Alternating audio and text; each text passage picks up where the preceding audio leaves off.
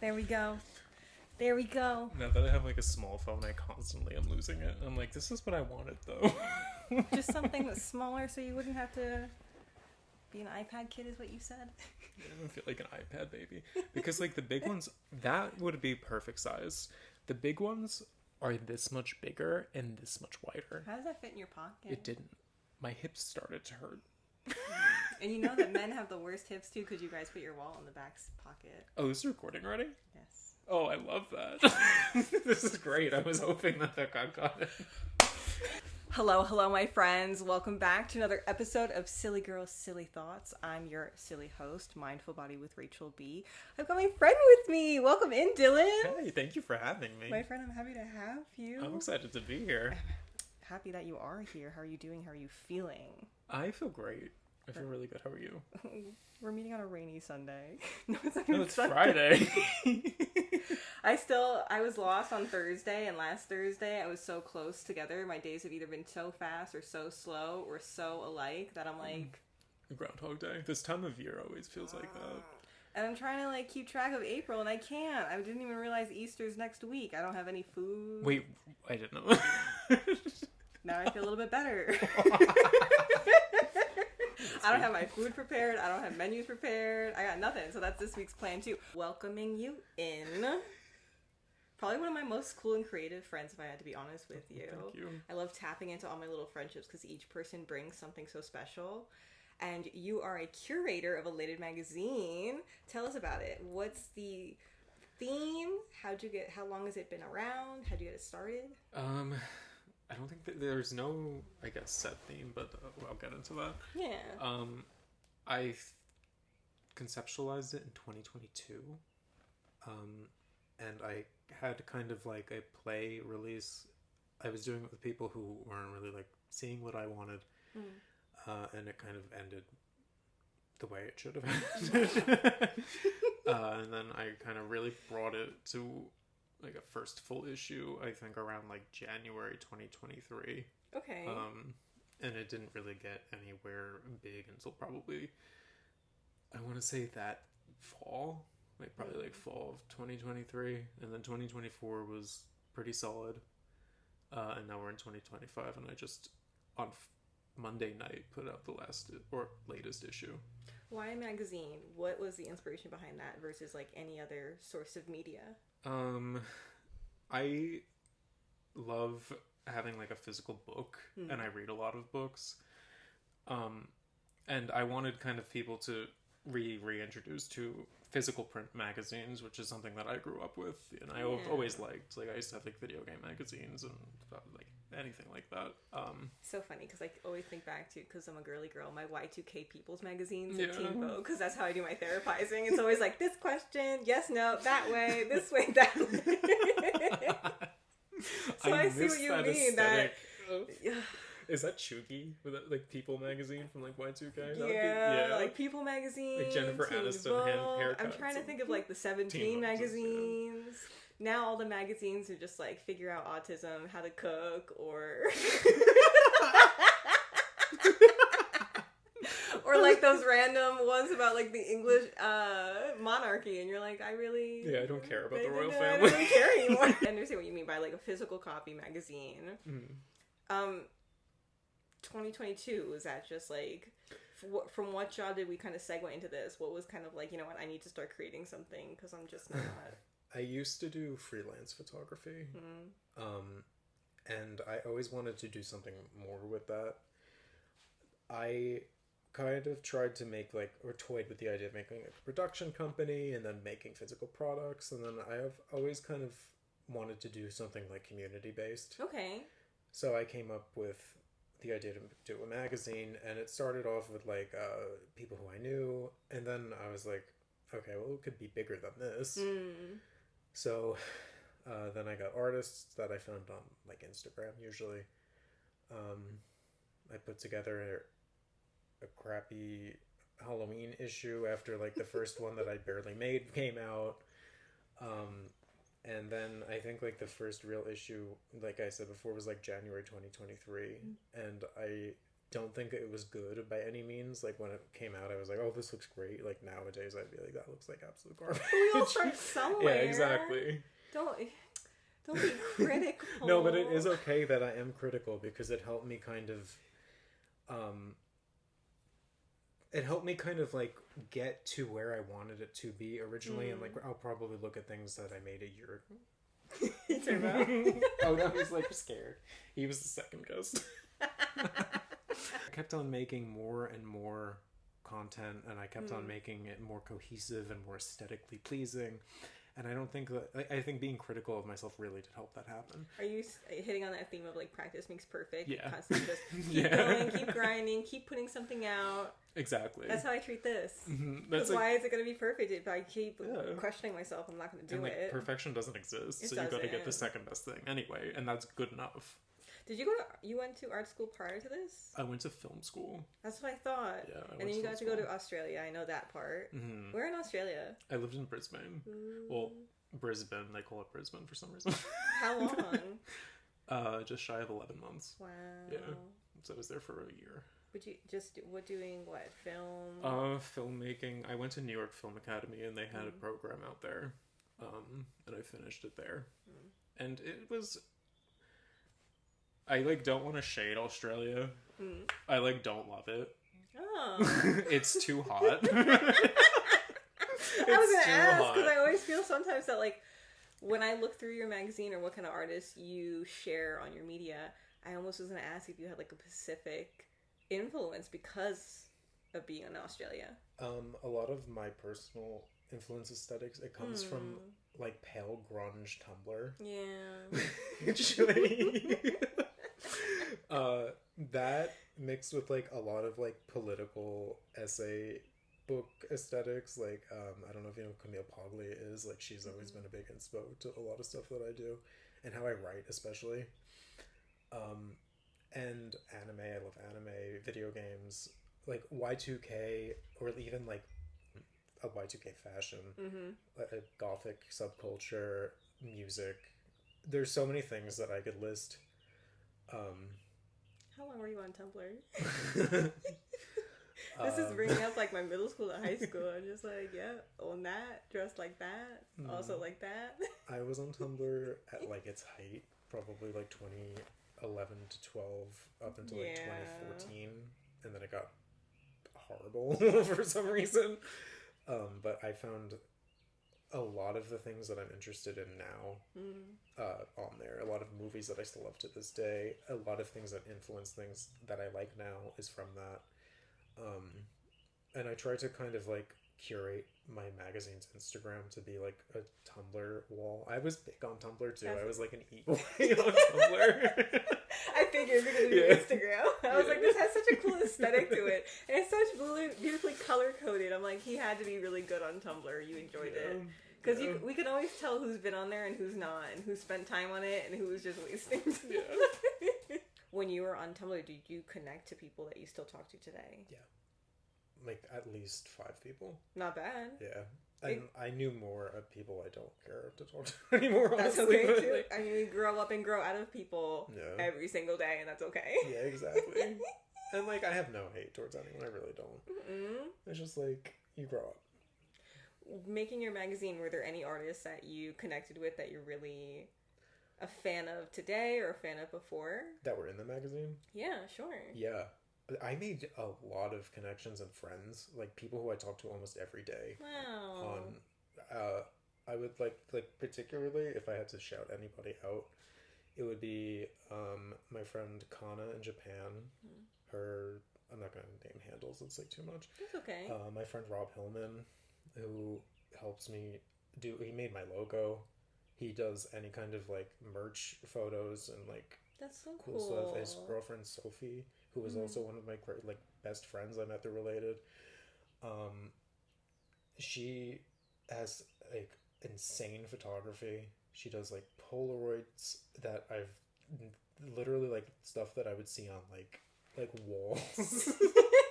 That's very Tumblr-esque on, too. Walls, but like they're perfect. They're like pristine. You could barely tell they're like Polaroids. She takes the pictures of the people. Yeah. Profiles. Okay, then I did see what you shared of her. Yeah, she's so cool. She did the clown makeups. Yeah. Like people in the clown makeup on their tennis courts. Yeah. A lot of people really liked those and like direct messaged me like, oh, this is so sick. I should probably have told her. But I love what you share too, because it's like that's what I miss. I feel like and you and I've talked about this just in our own personal life, how the art or like the eye for art is kind of slowly disappearing. If it's not in AI, it's because of overconsumption, but it's just like there's oversaturation too. Yeah, and I miss, like, I get so excited. I told B, like, watching him surf or watching him lean into his interests, like, seeing people shine makes me so excited. So I love seeing people lean into their music or lean into their sports. So watching people lean into their art, when I also know that artists are the most critical people of themselves. As they should be, though, like we talked about before. No, I'm trying to have my yoga mind where I'm like, Rachel, be nice to yourself, while there's that also itch in me that's like, bitch, do it again. Do it again until it looks good. All right? But be nice to yourself, but do it again. Yeah, exactly. That's like I don't know. I don't know if there's anything inherently wrong with that, though. You know, like, there's always a way to... I don't even know. You would know more about this than I would. Because it's like, I don't know if I'll ever have kids, and I'm so afraid if I do, I'm just going to like screw them up in some way because I'm so critical.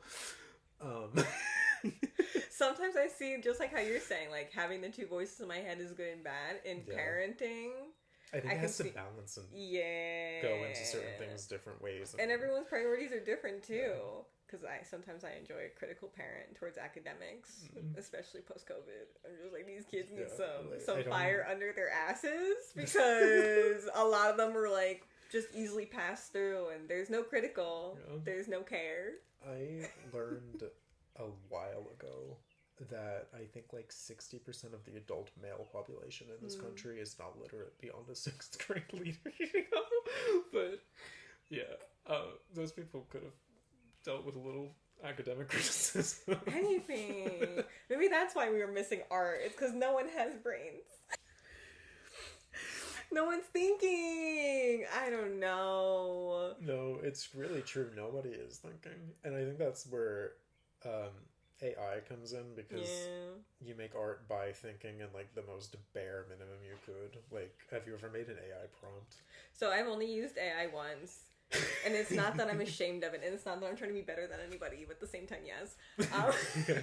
I used it for making the Christmas cards. Those were cute. And and I even, like you said earlier, I did the Charlie Brown theme, because I was like, I need some sort of idea. I know how I would want to draw it out. I would always say, like, creativity side for me, I can't make my own art, but I can always mimic it to its point. So, like, me being in the flower business, my aunt would make a thing, I would copy it 20 times. I can make a corsage, I can grow everything, but designing things isn't always my strength. So I'd use, like, inspiration from Pinterest, inspiration from AI. That's kind of how I am with design. I can't draw for shit. I can't draw at all. And like, people are like, oh my god, but you just have to try. It's like, I don't know why there's a disconnect. I just cannot put like what's in my head onto paper. Everything I draw ends up looking like a cartoon. Yeah, I mean, I don't really like want it to be hyper realistic. I just want to make like designs, and I just can't. So do you rough sketch it all, even just for fun? Sometimes, but like, I never like it. I never think that it's like something that I would wear personally, like for clothes. So or like something that I would buy, or like something I'd want to see in a book. You know, it's just me being critical of myself, obviously, but I don't have the confidence to make something with the skill set and that area that I have. How often are you using AI? I've only used AI a few times. When it first came out, like to the public, or in like a mainstream level at the very least, I just did like the stupid prompts when it was like, this is like probably 2022 maybe. And I used it during a few interviews that I conducted for the last issue, just to transcribe stuff. But I haven't used it beyond that. For text, you're saying? I can't write it. I can't write with AI. And I've seen the way that AI writes, and it is very soulless. Do you know that my therapy program, my software that I use to write their notes, now has an AI feature? Everything has an AI feature. That makes me nervous in a way, because how are, like, ethic-wise, I'm like, that's not really HIPAA compliant to have a robot be typing my notes about my client. And then also, I'm like, how are these authentic? It's my experience with my client. How is a robot gonna?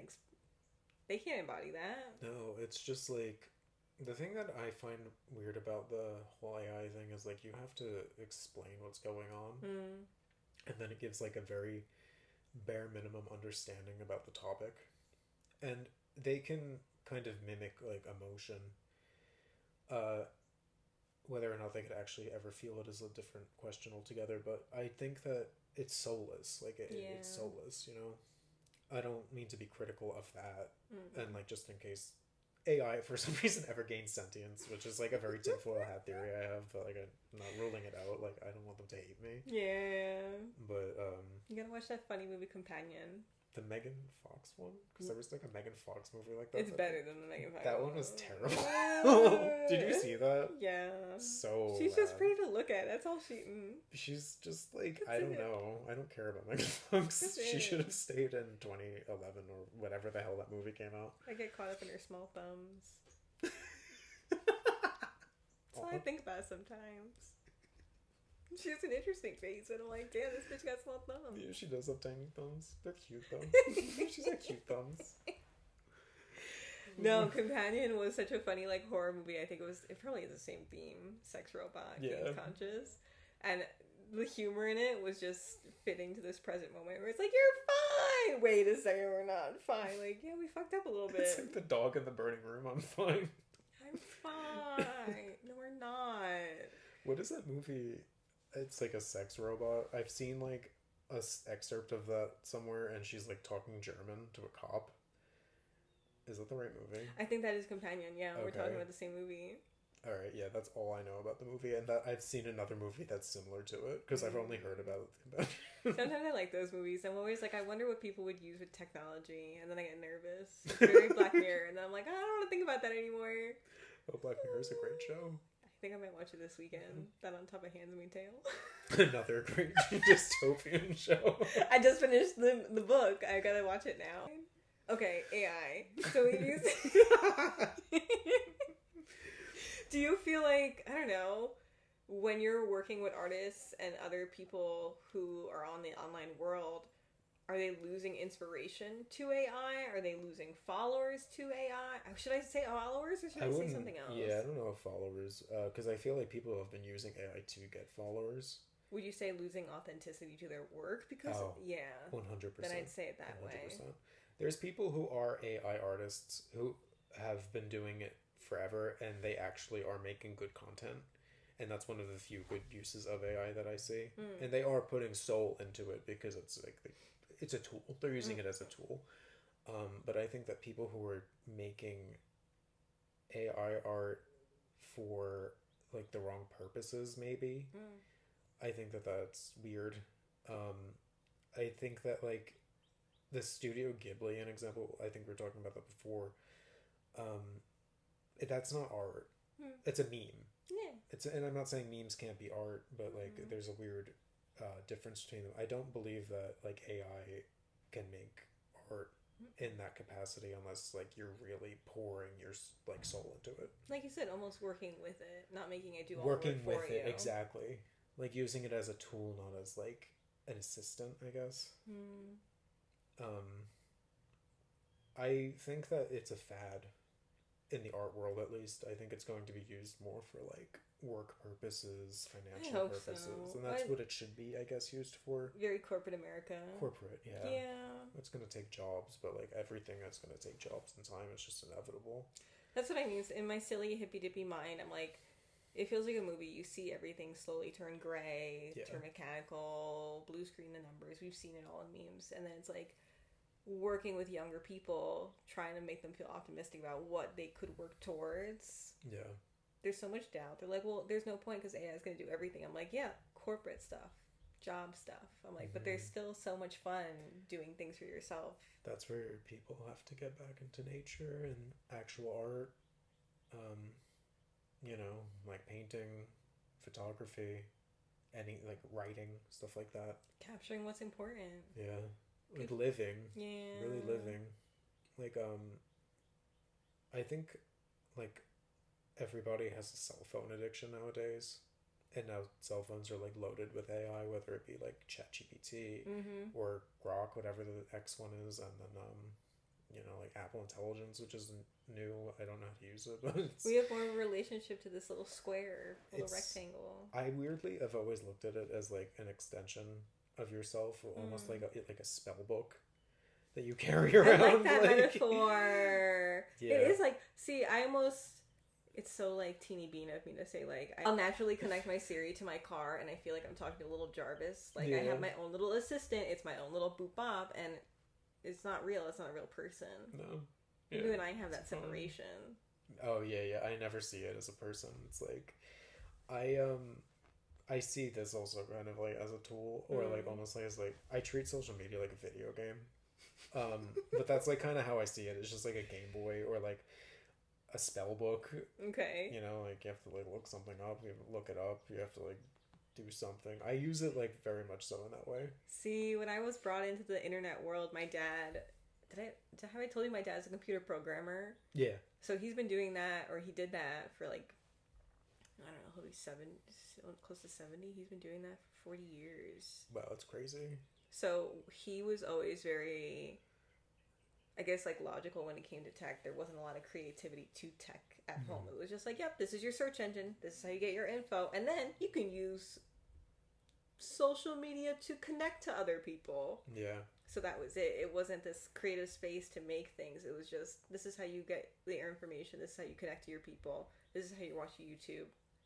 That's it. I remember those days. I miss those days. They were kind of simple, very cute, wholesome. I miss it. I miss like 2009. Do you like? I'm a little bit older than you, but like we're about the same age. I remember in like 2009 having like the first ever Android phone, maybe.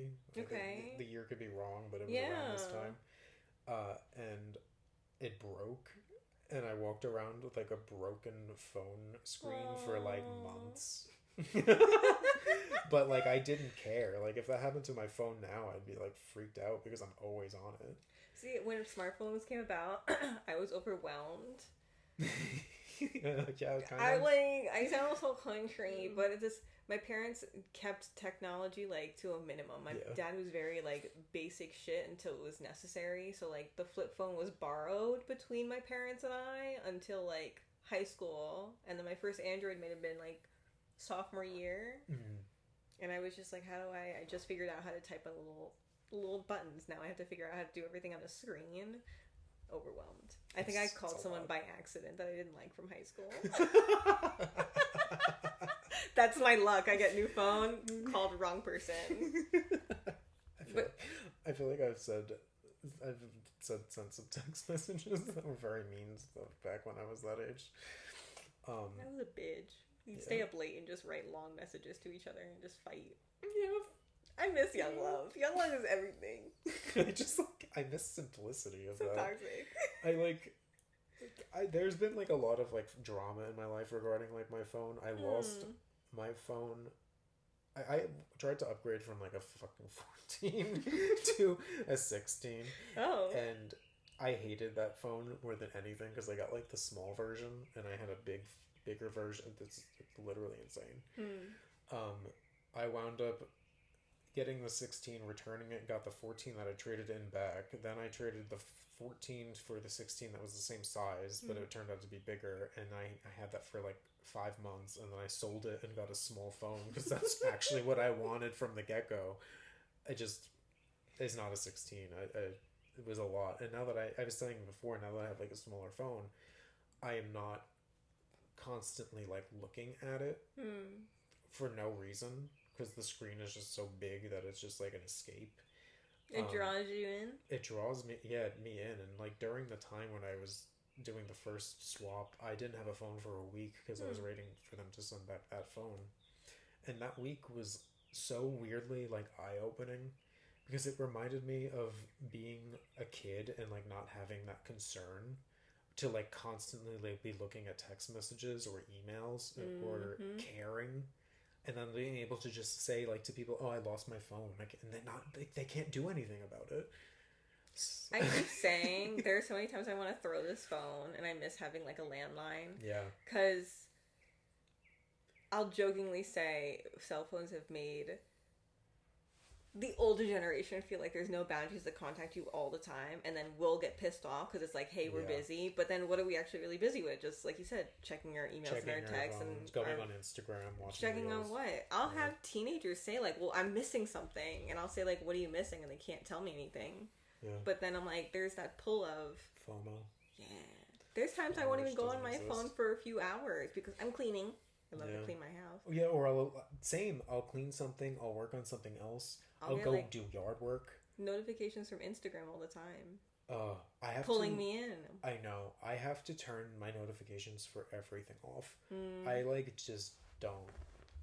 I have people send me reels and I appreciate it, but like, it's just like it's my fault. I just need to turn my notifications off. But like, God, it's too much sometimes.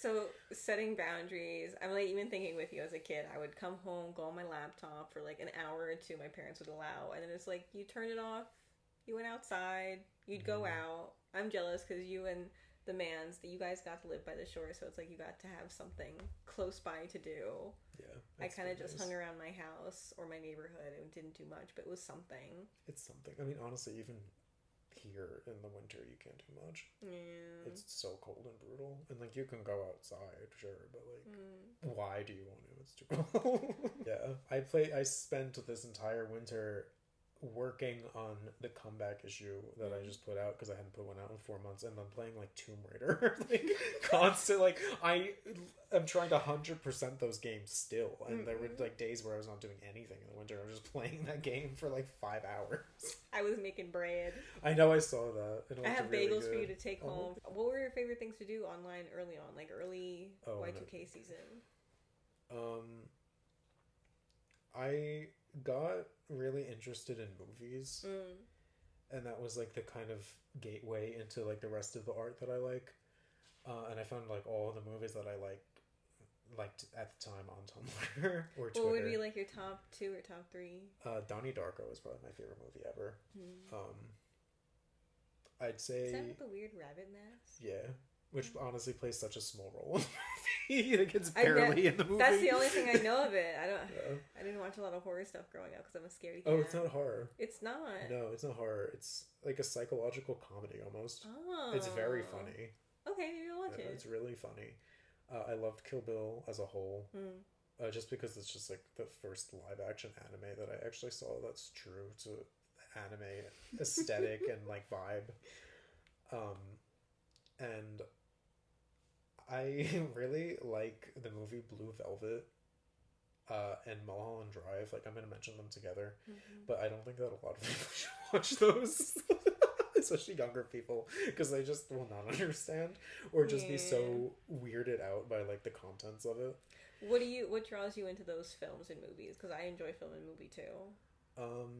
I like things that push boundaries a lot, and I like seeing like visual boundaries be pushed. Like, I'm not a big fan of like the gore component, but Kill Bill makes it look so not only real but also like laughable. I love any kind of like weird aesthetics. I love like pastels and like pinks and blacks and dark colors, and David Lynch's movies have that, and very dreamlike, quirky storylines and characters. And Donnie Darko is my favorite movie ever made. Probably because it's so relatable. It takes place in a town that looks like any town that would be in like New Jersey. The main character is like a fairly like normal teenager, but he's like also extremely unwell and possibly schizophrenic. There's a supernatural element to that movie. There's like wormhole. It's just such everything that like tickles my autistic fancy is like in that movie. I love that. No, because I always enjoy visuals. Like what you said, there's timing with jokes that always make a good film. I always get drawn in by like sound and song. Yeah. Oh, that movie has an excellent soundtrack and really good choreography. There's an entire scene that's choreographed to Head Over Heels by Tears for Fears. Because my sister and I were joking about. We were making fun of new gay media and how straight people are making gay film, and we're like, this is so frou-frou and so fluffy. And then we're like joking in our heads when we were younger, like middle school, elementary school. I should say like middle school, high school, really, because that would feel more appropriate. My dad was exposing us to Rent. We were watching The Producers. We were watching Chicago. We were watching things, Paris on Fire. Like, we were watching things that were very artistic. Wow, you watched Paris on Fire when you were young? That's crazy. My dad was really into song and film, and I think that's why I like song and film. But he also did things that were either historic and boundary pushing to a point. Oh wait, Paris is Burning is what it's Paris is Burning, yeah. Because I forgot. I always say like it's one or the other. I always mix up the two words. But we watched those things, and even when I got into college, I saw more film about that type of history and style. So it's like you saw so many cool things, and you saw who was behind this style of art. It almost felt like a fun VIP club that you couldn't get into. And now it's like seeing people make reboots or seeing people try to get that perception. I think that's worse than AI in some places. Yeah, there's no there's no personality that's not authentic anymore. A film I just saw that I want to say had a whatever the award nomination was, Conclave. Oh yeah, was that good? I loved it. It was 93 on Rotten Tomatoes, and that's amazing. The music, I fuck with it. I think it's the composer is Volker Bertelmann. Oh, he looks really German. Yeah, super German guy. But the scenes are beautiful. Oh wait, I feel like I've seen. He's definitely done like horror movie. Oh, he's done a lot. He's done. His name sounds familiar. But Conclave has such cool visuals. It had like that bold, bright red. It had that like pushing the boundary. It had questions. My thing about film, I always like to have those moments where, and B ruins it because he likes to guess in the beginning. He's like, "Oh, it's that person." I'm like, "Keep your tism to yourself, please. You're ruining the film for me." But I love it when there's just like you have your assumption of what the ending's gonna be, and then it flips a little bit, and I feel like that's Conclave, where you're like, "Oh, I know." I was like, "Oh." That's how I felt about like White Lotus this year because I'm watching a lot more TV. I need to watch White Lotus now. I think that's what's exciting me too. You and I are chatting about AI and the online world, and present moment, it feels like TV and media has changed to be so crappy, and we can blame so many other factors. But I have hope. I have hope too. I think that, I mean, we've talked about like the vibe shift after like wokeness was very not appreciated by anybody. It was just trending. It wasn't trendy. It was like executed. It was like there's like that meme about like the like amputee hijabi girl, like who's polyamorous. Like you can't check every box. Yeah, that's like what I think it became, and that becomes political, and I think that like people say all art is political. I cannot I disagree completely with that. I think that you can make art based on emotion. Art is everything. Yeah, and I think that they put too much politics in art, and I think that's why it inevitably did fail. Politics have become the theme of everything. I know. That's why art reflects that. And I think even someone pointed out to me, if it wasn't you, it was somebody else. I was just like, I'm so tired of watching film, movies, and shows because it's only politics to the point where I can't enjoy it anymore. And they insert politics into every little thing. Like an example, that Snow White movie that just tanked. There was just somebody said that it was a movie that was filmed and made in like the height of wokeness, and then everybody has since rejected wokeness. Yeah. And I think that in between like the conflict going on in the Middle East is big reasons why that film failed. I miss when film, I don't even know, and I could be wrong, so don't be afraid to correct me, because I was driving home a few days ago and I was thinking about Spirited Away. Oh, I love that movie. And that movie was about prostitution to a point. Yeah. But it's art because it makes you think. It has symbolism. It's not that it makes the theme a secret, but it almost has this general lens for everyone to take what they want from it and to teach from it. Exactly. And it's kind of done in a way that is kind of so innocently done, where it just doesn't allude to that at all. That you have to be an adult who knows what a brothel is to like understand that fully, that metaphor. But I think that movie is such a great, it's such like a great allegory for womanhood, and like, you know what I mean? It's like, it's a little coming of age in a way. It's a coming of age, and it kind of shows like the horrors of like what it could what it could mean to be a woman. Yeah, I was thinking about that movie a lot when I was listening to Handmaid's Tale on my drives. Yeah. It was like just not having a name, but it was, again, it's still done in a way where it has such pretty visuals. It has character build up. It creates a connection. And it's cute. It's so cute. I might watch it this weekend. Cute. Yeah. I remember watching that movie when I was a kid, and like I loved it so much, but it's such a sad movie. Even in the beginning of the movie, where her parents get turned into pigs. Initially, I was scared when I saw it as a kid. Yeah, I was like, I thought they were just like, I don't know. It was very, it was crazy. Morphing into blobs. They turned into pigs. That's what I feel like I miss in movies. The internet, as much as I love when people expose Disney, because I have a love-hate relationship with Disney. Yeah. As much as I love that they expose things, really, this is what it is. Sometimes I'm like, yeah, now you can keep it a secret. Like, you don't have to post about it all the time. And I think that's what's even ruining movies today. It's like, all right, one person said it, not everyone has to say it. Enough. And move on. Chubbs, drive through traffic. Fine. My favorite is when he walks by when I'm talking to clients and I cover his little nuts. Can't let his little nuts show on TV. This is family friendly. Yeah, I back to like the AI and Ghibli. Now that you mentioned it, Miyazaki, I think, said that he really didn't like AI. He said that it was like the devil or something. He's an angry man, and I get it. He's got emotions towards a lot of things. He's kind of based, I can't lie. He's pretty based. I like his traditional ways. Yell at me. I'm a little old lady at heart where I'm just like... No, I agree. I want this internet to shut down. I want people to, draw with markers again. Kids are losing fine motor skills, Dylan, and now they can't hold a pencil or a pen. They can't draw. That to me is scary. It's frightening. Yeah, that to me is scary. It makes me want to join a commune, live out off the grid. We're just going to start a small art school with my foster children. I'm down for that, honestly. I had an interview with somebody in my last issue, and one of the questions that I asked him was, where do you see yourself like 5 years from now? And he said, hopefully living in the desert off the grid. And I was like, yeah. Pretty much. I'm looking for like a nice coastal cliff. That's what I want. Oh, yeah. Like in Scandinavia where like nobody lives. I mean, living in Europe does sound nice. I don't want to live in Scandinavia, but like aesthetically, not that bad. I want the future to kind of bring back a lot of like elements that were lost from media. Like I want more taboo films being made. I want more taboo things in television. I want uncensored humor, because like, call it mean-spirited, whatever, like everybody has a different sense of humor. You gotta make stuff for everybody or you're not gonna...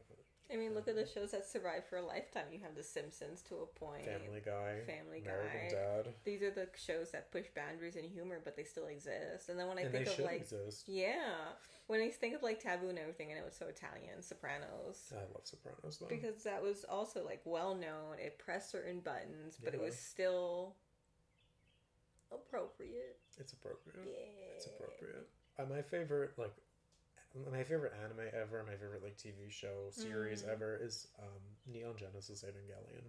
Okay. Which is actually gets a lot of flack because it's associated often with a lot of, I don't want to say like incel culture, but it is a lot to do with like it's very dark, it's very for weird reasons sexualized, but not in like the ways what you would think it is. It's very, very interesting. It has a lot to do with like the Bible, whether or not it's contrived or not, I don't know. But it also gets a lot of flack because it's associated with like the right wing on some aspects, because it has a lot to do with like individuality. But I think that I want to see things like that give chances. I want to see more people from different backgrounds making art that isn't falling into like the woke category, you know what I mean? Like, yeah, I'm even trying to think in my head examples that I could share, because I was talking about, I love talking shows and movies with young people. Yeah. I think as a therapist, I'm trying my best to highlight what they watched over time and how media had influenced them while still questioning things with them. Yeah. Because I joked about this with one teen a few weeks ago. the Uncle Grandpa phase. Uncle Grandpa is insane. It's such an insane show. But that was kind of like the beginning of brain rot humor. That's what I mean. Like, I'm over brain rot humor, and then I'll see shows like Gumball that hides moments in brain rot humor. Mm-hmm. And so it's done better. It's done better, and there's moments where I'm like, I want that to continue, but then I want it to be a little bit more serious compared to like the show you're describing now, where it's like, oh, that show is not funny. Yeah, that show is so dark. It's like, I want a little, I don't even know. It's like, I don't want the extremes anymore of something being so dramatic or so stupid. Yeah, I like happy balances a lot. Like White Lotus again is definitely one of those. I gotta start that new season. That's also on my list this week. Yeah, like White Lotus is so funny and so serious, and it knows how to like play both fields. Evangelion is doom-core all the way through. Like, but yeah, like even old movies, like they have humor in them. Like, Kill Bill's funny. You gotta have humor. Yeah. Not that everything's supposed to be so serious, because everyone gets a little too robotic. Yeah. Yeah. It's because they're talking to AI. What keeps you creative? Oh. Talking to people and finding new work, meeting new people, and kind of just having like a drive. I took a very long hiatus because I was like exhausted over the winter. Resting. I'm still very active on social media despite me not wanting to be. You're a liar. Yeah. I have a crippling internet addiction, as most people do these days. I find a lot of amazing stuff online. It's not so much Tumblr, obviously, but Twitter, or X, whatever the hell it's called now. Instagram, which in ways has become the new Tumblr. Yeah. Reddit, I guess. I don't really love Reddit, but I've seen some cool stuff. And YouTube. I love YouTube. Yeah. YouTube's always been my favorite. I never not want YouTube to end, because I still follow creators since the beginning. Like, I always watch people do like days in our life. And that was my favorite. That's what got me to travel a little bit more. I would visit different places because of the people. Yeah, those were always fun to watch. I get like a lot of reels like that now. They're YouTube shorts too. I know it kind of falls in line with like brain rot, but I've seen a lot of good content. Also, another thing that keeps me very inspired is the underground scene, because that's something I've always been very interested in, back to like dating to like high school in like 2010 and stuff like that. There's so many young artists who I found who I actually like. I really love what they're doing, and I've just sent like DMs to a few of them, and I've made relationships with them. Like, I'm friendly with them. Like, I think that Gen Z and Gen Alpha are really killing it on at least a fashion level. They are very, very much victimized by brain rot, and I tell that in like a lot of the way that they speak, and the way that they message, and that's fine. I think they'll figure it out, but or not. I mean, really, it's not. It makes no difference. They'll be fine. I see half and half. Yeah. Exactly what you mean. Like, there's brain rot, but at least there's creative in them. Yeah. And sometimes I see brain rot, and there's so much fear that there's no creativity. Exactly. And then I think to myself, is that what like older generations thought about us? So I'm kind of. I have moments like that too, where I'm just like, do we all feel like this, or what did people do 10 or 20 years before this? And I think I know the answer. I think that my subconscious might be right. Because it's like, who am I to judge these kids? Like, I wouldn't want to be judged. Everybody has their own screen. Exactly. Everybody's algorithm is different. Radio. Yep. Smoke laptop.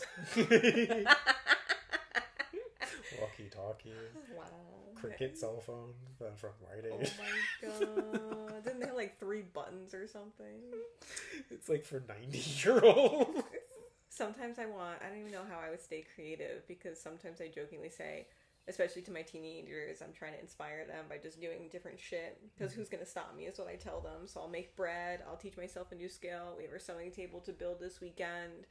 We'll watch a new show. And it's like, I'll find things that are my favorite, whether it's because the music's really good, or the visuals are very fun, or it just like makes me feel excited to be there, or I'm trying to support someone in their shit. Like, I'll show interest in things, but when I latch on to things, I notice that it doesn't last as long, just because it feels like I have to keep up with the next. Yeah. So I'm hoping that trend culture in a way ends, but I wanted to maintain the community aspect. I think you just kind of have to find a community. I don't want to say community because that sounds really cringy, but like kind of fooled my algorithm into showing me nothing that I don't want to see. Like, I don't want to see gender reveal parties. For example, I don't care. I made a burner account just for that. Yeah, like, I don't want to see things that I couldn't give a crap about. Like, I only see cool stuff or like stuff that I'm interested in. And I did that by like unfollowing a ton of people, following only accounts that I want to see. I think that is something that young people need to do more often. Especially if you're letting it, like, social media make you depressed, you know? A lot of the young people that I talk to or talked to over the years, this, like you said, the attachment to the phone. Yeah. This is the lifeline because there's no connection outside their phone. Like you said, community is what we need. And then you'll look at certain environments and there's so many apartment buildings. There's XYZ, so it's keeping everyone so isolated. So it's their only source. Yeah. And it sucks. I always want to find new ways to go outside and new things to do. And I'm constantly trying to remind people, like, if you try it once, who can you meet? Like you said, talk to anybody. Who will you find? Who will connect you to who? Exactly. It's like, I made friends on TikTok and I don't even use TikTok. That's awesome. I have friends who are massively, like, doing massive things on TikTok, and it's just like, could not be me. Could not be me. They're everyday people. Yeah, they're people. I think everybody's a person. That's what I laugh about too. Like, some people are like, Rachel, your life is so amazing. You've met so many interesting people. I'm like, no, I just meet people. Yeah, it's the and best. they just do interesting things. Yeah, that's like the best thing about I think in general, like, the magazine. It's like, I love people. I love meeting people. It's just really nice to be able to, like, be in, like, a little world, I guess, with people who have, like, like-minded ideas or like the same art or music and stuff like that. And you know, I think that I think everybody needs that on some level. It's validation for what you like. Yeah. I feel like this is, like, kind of off topic, but I feel like so many people who were, like, I guess, like, older generations, like, they didn't have that. And what happened to them, they wound up having, like, no interests as they got older, or they wound up getting Alzheimer's because they weren't using their brain enough.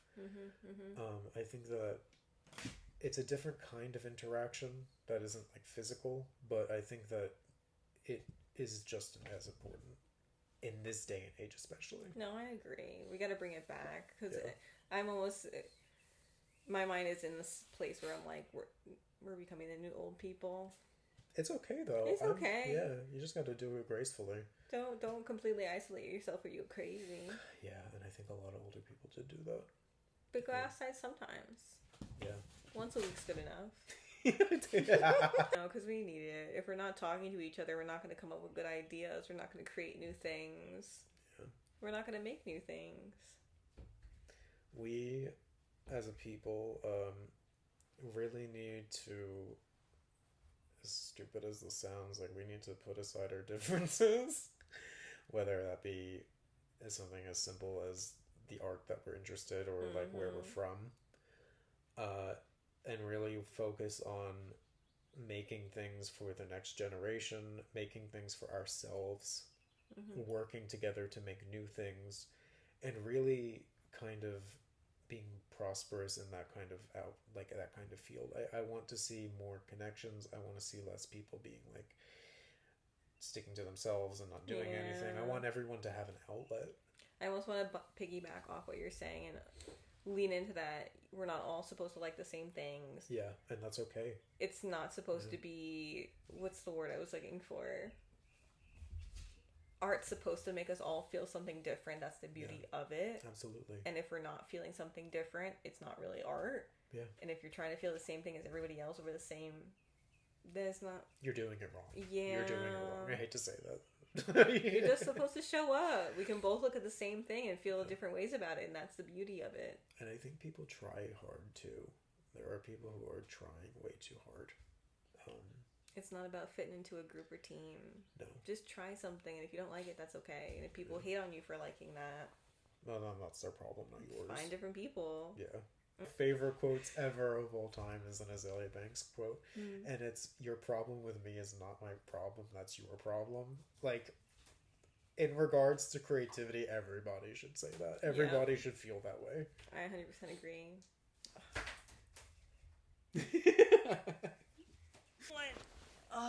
Would Chubby bite me if I picked him up? No, he's a good boy. So, the gentleman. I love, like, the contrast of colors in our outfits with the cats. It's, like, perfect. Where's... Everyone in this house knows how to play fetch. Oh, let me get it. Go get it. I'm like an Italian on the phone. I don't know how to close it. It's like my mom last night. I kept saying bye, and she was like, "By the way," I'm like, "No, no." Oh wait, bye. My phone's about to die. I gotta go back. Okay. People on cartoons are like, "I'm going through a tunnel." I never understood that, but now I do. My friends, this has been another episode of Silly Girls, Silly Thoughts with my guest, my friend, curator of Elated, Dylan. Happy to have you. Thank you again for sharing your thoughts. I appreciate it. This has been fun. This is also, I was thinking, now people who follow me and only know me by Instagram stories can see something and know that I'm not like a raging lunatic. He's real. It's like my heart rate is so low. I promise. I'm not crazy. I'm not yelling the things I say. Hey, it's the beauty of what's the artist behind the stuff. They always compare Miyazaki to that other artist who made that. Junji Ito. Yeah. And Junji Ito makes very dark work, but he's a very happy person. So. And I like keeping that mystery for our followers. Yeah, I like that too. Until next time, my friends. Thank you. Bye. Bye.